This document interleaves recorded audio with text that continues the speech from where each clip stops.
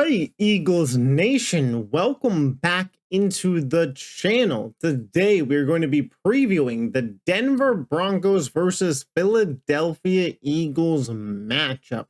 The 4-0 Eagles play host to the 2-2 Denver Broncos.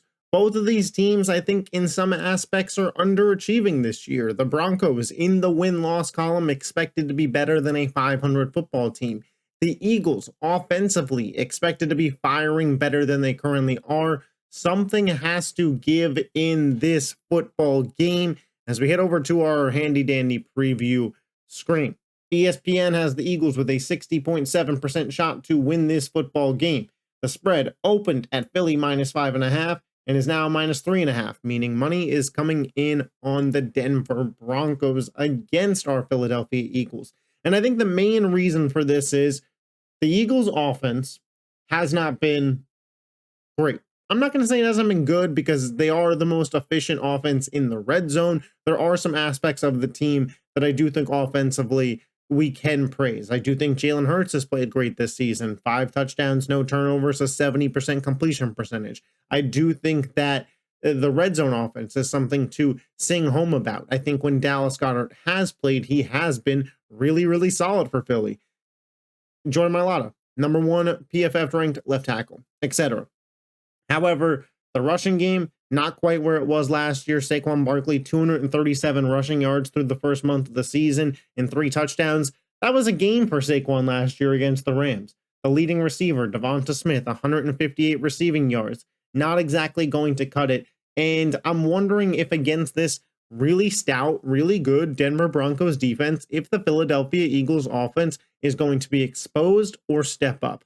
In modern day NFL, guys don't play the preseason, and the Philadelphia Eagles do not play their starters in the preseason. And I'm starting to think that that is showing in game, scheme, and play on the football field, because last year the team started off 2-2 and looked really, really sloppy. And it wasn't really until about week 7, week 8, whenever that Bengals game was, that the Eagles started clicking on both sides of the football.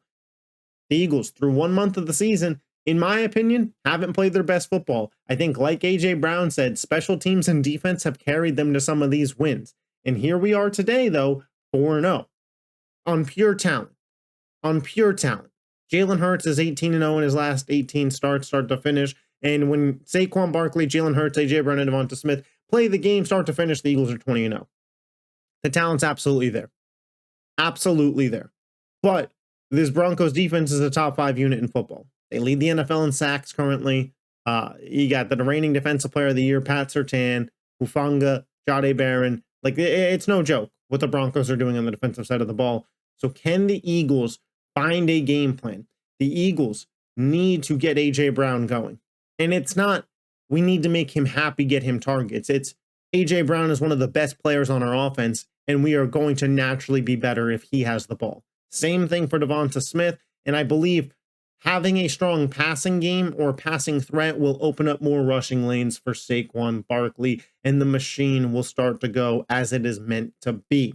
On the flip side, Denver, Bo Nix, has kind of been a little sloppy this year. 7 touchdowns, 4 interceptions. He's willing to give the ball up.